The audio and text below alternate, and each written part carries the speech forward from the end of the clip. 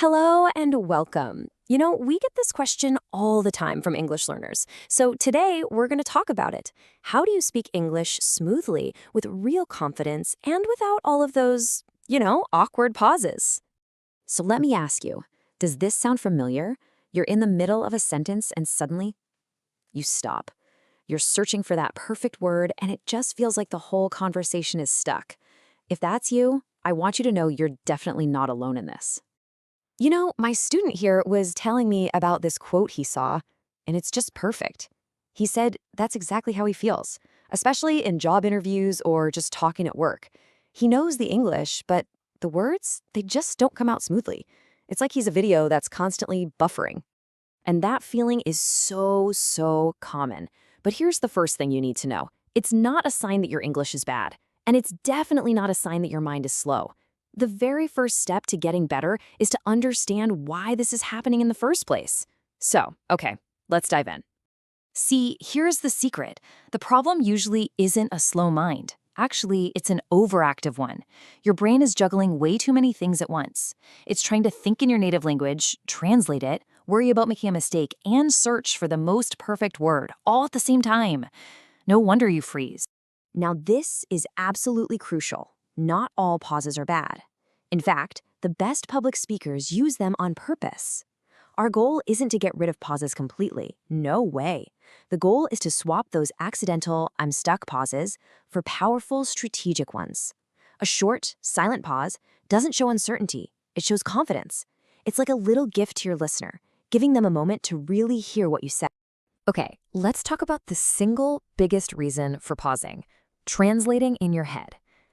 Think about it. If you're thinking in your native language first and then translating, you're always going to be one step behind the conversation. The real key, the number one skill for fluency, is learning how to think directly in English. And trust me, it's easier than you think to get started. You can literally start building this skill right now. Step one is super simple. Just look around you and in your head, name things in English. Chair, window, light, phone. Easy, right? Once that feels comfortable, move on to step two. Make simple sentences about what you're doing. I am drinking water. I am sitting on a chair.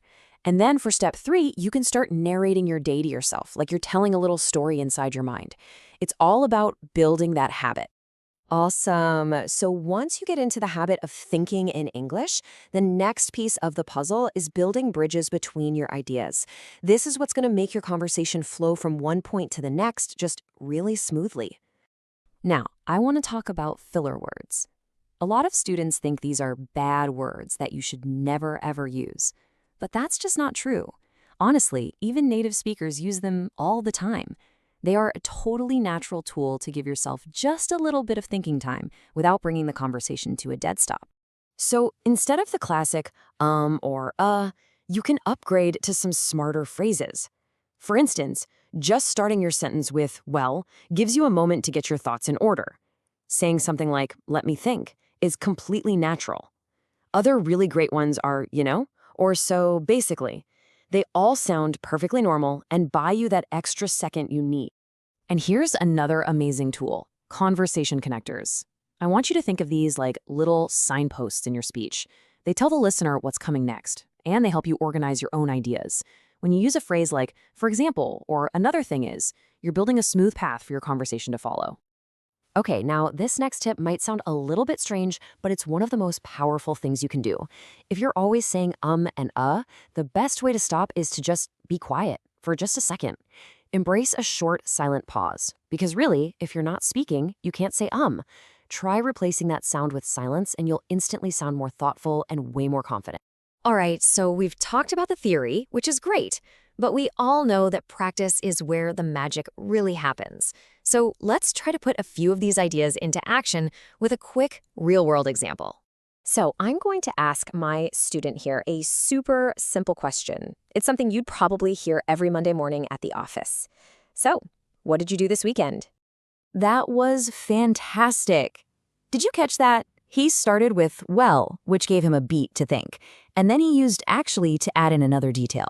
The whole thing was smooth, it was connected, and there were no long awkward stops. See, it doesn't have to be super complicated. So, as we're wrapping up, I want to leave you with this little confidence toolkit. First, just remember to speak slowly. It's not a race.